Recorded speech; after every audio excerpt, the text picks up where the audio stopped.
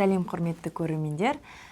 Мен сіздерге бүгін ұлыма алған керемет ойыншықпен бөліскім келіп тұр. Бұл ойыншықты мен алуға 100% кеңес беремін. 0 айдан бастап барлық жастағы балаларға қолдана беруге болады.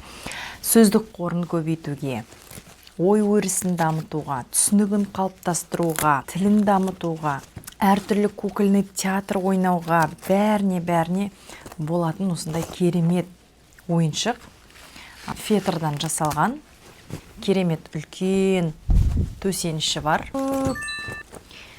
Ойыншықтары бар. Мен именно фермасын алдым. Бұның түрлі-түрлісі бар. Машиналар, ұшақтар, әртүрлі бар. Мен фермасын алдым. Мынандай үй бар. Қараңыздар. Өте күшті ойыншықтар, сапасы деген керемет енді. Бұл бір жағынан балалардың көру жүйесінде дамытады, есту жүйесінде дамытады, сенсорикалық тұрғысынан тактильді жүйінде дамытады. Және бұл ойыншықпен білесіздер ме, неше түрлі ойындарды құрастыруға болады. Бұл 0 айдан бастап барлық жастағы балаларға ойнатуға болады. Әсіресе, егер сіз педагог маман болатын болсаңыз, логопед маман болатын болсаңыз, мына ойыншық міндетті түрде болу керек. Және сабақ оқуға да бәріне де қолдануға болады. Мысалға, қазақша, орысша, ағылшынша тіл үйретуге де қолдануға болады. Түрлі қуыршақ театрын ойнатуға болады. Мынаның барлығын сөйлеттіріп, мына ойыншықтарын қараңыздаршы. Мына пішіндері, мына жануарларды өте сапалы жасаған. Және мынау тактильді жүйені дамытуға керемет. Мынаны ұстап қараңыздаршы. Керемет, неше түрлі құстар бар. Үйрек, тауық, әтеш, балапан, үй жануарлары, жылқы, қараңыздар, қандай керемет. Ешік, құстарды қараңыздаршы, әтеш, бәрі өте сапалы жасалған. Трактор мінекей. Мынау жаңа ферма, фермада жұмыс жасайды, жүреді. Мынаны бір жақсы жерге жатқызып қойыпты, үстінде ойнап отыруға болады, жоғарысынан қарап. Және мына жерде оның ілгіші бар, 4 жағынан байлап қойып, жаңағыдай жіпке байлап қоясыз. Өзінің крючогы упаковкасында бірге келеді. Оны жарға жапсырып қойып, осыны іліп қойып та ойнауға болады. Өте керемет. Мынаны тек қана осының үстінде емес, былай да өзіңіз ойнатуға болады. Жолға алып кетуге болады. Мына қараңыздаршы, алма ағашы. Әр қайсысы алма алынады мінекей. Сал, жапстыр, түсінік қалыптастыруда, тактильді жүйесі, қол моторикасы, алып салу, керемет. Және де мына ойындардың барлығын жоғарысынан отырып алып ойнамай, вертикально тұрып ойнағанда өте керемет. Даже вертикально сурет салғызыңыздар деп айтам, тұрып. Баланың мына денесін сезінуіне, проприоцепциясын сезінуіне, тұрғанда, сурет салғанда мысалға бастыру керек, кішкене алға қарай наклон болады да, соның барлығын бала сезінеді, балансировать етеді өзінің телесін. И сол мынау кішкентай балаларға бірден жоғары жарға іліп қойып та арасында ойнатсаңыз керемет. Яғни бала мынадан жалықпайды. Жарға жабыстырып іліп қойып тұрып ойнайды, біресе отырып ойнайды. Тіпті осылай столдың үстінде сөйлестіріп ойнатуға болады мінекей. Трактор келе жатыр. Мынаның үстіне отырғызып қойыңыз былайынан. Алма ағашын суарайын деп жүр. Қайда бізде алма ағашы? Жарға іліп қойғанда осыны қойсаңыз, қасына алма ағашты суарады. Одан кейін алмаларды жоқ қылып жіберіп, бірінші сосын оған алма шығады, мінекей пісті алманы. Енді алманы жинаймыз, себетке саламыз деген сияқты түрлі сюжеттік, рөлдік ойындарды ойнай беруге болады. Сиыр келді, өріске жайылуға кетті, одан кейін келді, трактормен шөп орып алып келдік. Оны мына жерге әкеп жылқыға береміз. Қайда біздің жылқымыз? Міне жылқыға береміз, оны жылқы жейді.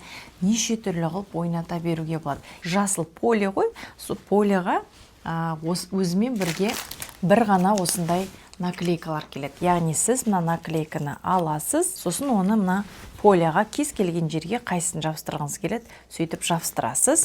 Содан кейін мыналардың бәрінің артында өзімен бірге осындай қарасы келген, сол жабысылады. Ой жерге міне алып жабыстырылатын ойындар. Липучка баланың жаңағы қол икемділігінде дамытуға күшті. Яғни бұл бізде барлығын бірге қатарынан ойнамай-ақ бөліп пайдалансаңыздар да болады. Аз-аздан немесе бәрін әртүрлі сюжеттік ойындарда ойнасаңыздар болады. Wildberries, Каспий дүкендеріне 8, 9, 10 мыңнан тіпті одан қымбат асып жатыр. Ал сіз бұл ойынды 6.500 теңгеге ала аласыз. Және де біз сіздерге қосымша сыйлыққа бір өзінде тек қана осындай біреу келеді ғой, біз сіздерге осындайдың бірнешеуін мінекей сыйлыққа бірге салып жібереміз. Неге? Өйткені бұл полимен түрлі ойындарды құрастыра беруге болады. Мынаны жабыстырып, мысалға, доптарға жабыстырып қойсаңыз болады, түрлі түсті доптарға. Сосын барып доптарды осы жерге жабыстырасыз. Одан кейін фетрдан пішіндерді қиып алып, кейін пішіндерді үйретсеңіз болады, түстерді үйретсеңіз болады. Әртүрлі басқа өзіңіздің фантазияңызға байланысты ойындарды құрастыра беруіңізге болады. Сондықтан сізге осындай нәрсені мен сыйға тартамын. Мына жерде қарасаңыз, бір жағы липучкасы, бір жағы жабысқағы, яғни бір-біріне жабысады, көрдіңіз ғой? Осындай болып келеді.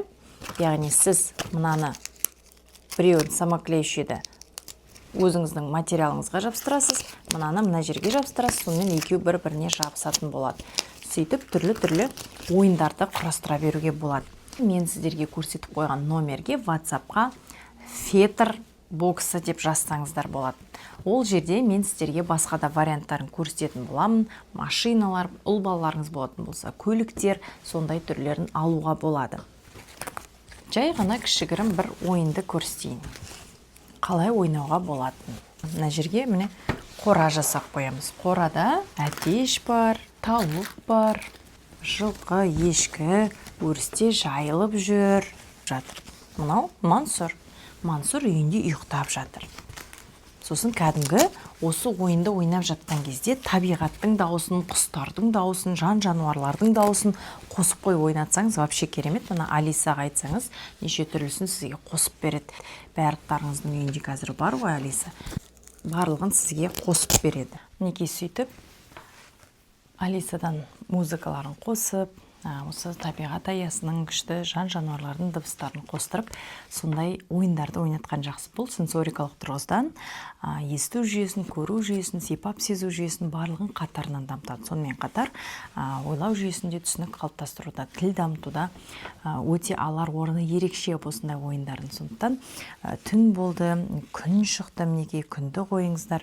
Одан кейін Мансұр ұйқыдан тұрды, есіктің ашылған дыбысының шығарып қойыңыз. Оны міне үйден шықты, есігі ашылды, далада не бар екен, кім бар екен деп қарады, күн қандай салқын, жылы.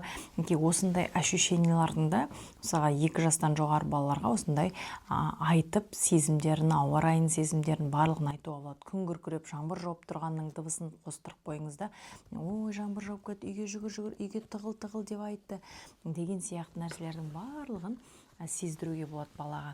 Тіпті артыңызға суды салып қойып, жаңбыр жауып отырған дыбысты қосып, сол суды білдіртпей шашып қойып отырсаңыз да болады. Оған қызықты сондай бір күшті ойын болады. Сенсорикалық тұрғысынан өте керемет. Ағаштарын суаруға барды деп, мына ағашты жоғарға көрсетіп қойып, мына жерге келіп, ағашты суарыңыз. Ағашты суарғандағы дыбысын қостырып қойыңыз. Содан кейін алма шықты, алманы теруге келді. Баланың қолына себет беріп қойыңыз. Алманы сен тер, Мансұрға көмектес деп, мынаның бәрін жұлғызып, жабыстыртып. Осындай ертегі. Біз қазір Мансұрмен бірге бау-бақшаға барамыз. Енді Мансұрмен бірге жем беруге барайық. Оларды өріске, жайлауға жіберейік. Мына жақ өріс болсын. Мына жерде мысалға жерде су бар, көріп тұрсаңыздар, міне көк. Сол жер бізде жайлау болсын. Сол жерге барып шөп жейді, бұлар жайлады. Енді тауық қораға барайық. Олар не істеп жатыр екен? Мынандай сыпучий заттарыңызды бір ыдысқа салып беріп қойыңыз да, мына жерге әкеп шашыңыз. Ештеңесі де жоқ, мінекей. Мына құстарға жегізіңіз бәрін.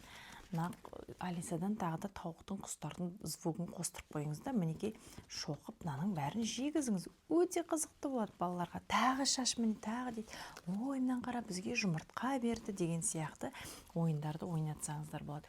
Жаңа малымыз қайтып келгенше біз мына жерге шөп дайындап қояйық қораға деген сияқты қылып, осылай Мансұрмен шаруа жасап ойнасаңыздар өте керемет болады.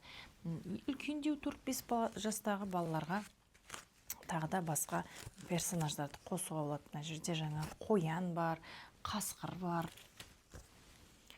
Әртүрлі ситуацияларды туындатсаңыз болады. Мансұрдың тракторы балшыққа батып қалды. Оған көмектесетін ешкім жоқ. Енді не істейміз? Сіз оған күрек, тағы да басқа бір нәрселер қолына беріп қойып, сонымен көмектесіп, мына жерден қазбалап, немесе мынаны бөлек мына жерге сеуіп, кәдімгі құмдарды, топырақтарды салып алсаңыз да болады. Бұл бір жағынан сенсорлы осындай интерактивті ойын болады сізде. Одан кейін трактордың батып қалған балшықтарды, құмдарды салып тастадыңыз, оны күрекпен тазаласын, қолмен тазаласын. Алдынан мына ит бар ма, не бар мына жерде? Қасқыр көмектеседі, оны сүйрейді былай. Күштетіп құрастыра беруге болады. Бір жағынан балаңыздың фантазиясы дамиды. Оны сіз өзіңіз қалай шығатынын, тіпті мына батып қалғаннан кейін қалай шығатынын балаңыздан сұрасаңыз болады. Мәссаған, енді не істейміз? Көмектесуге бізге кім келеді? Кімді шақырамыз? Не істейміз? Балаңыздың өзі сізге ол варианттарды айтады. Сөйтіп балаңыз ары қарай ойынды өрбіте береді. Мінекей, ананы алып келейік, мынаны алып келейік, мен сүйрейін бе, өзі сүйреуі мүмкін. Жіпке байлап қойыңыз да оны тартқызыңыз. Мінекей, сонда ол Мансұрға көмектескен болып саналады.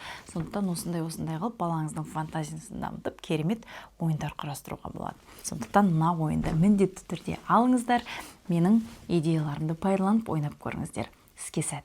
YouTube каналыма тіркелмеген болсаңыз, міндетті түрде тіркеліп қойыңыздар, лайк, пікір қалдырыңыздар және достарыңызға жіберіңіздер. Біздің жас YouTube каналымызды қолдап қойыңыздар. Келесі кездескенше сау болыңыздар.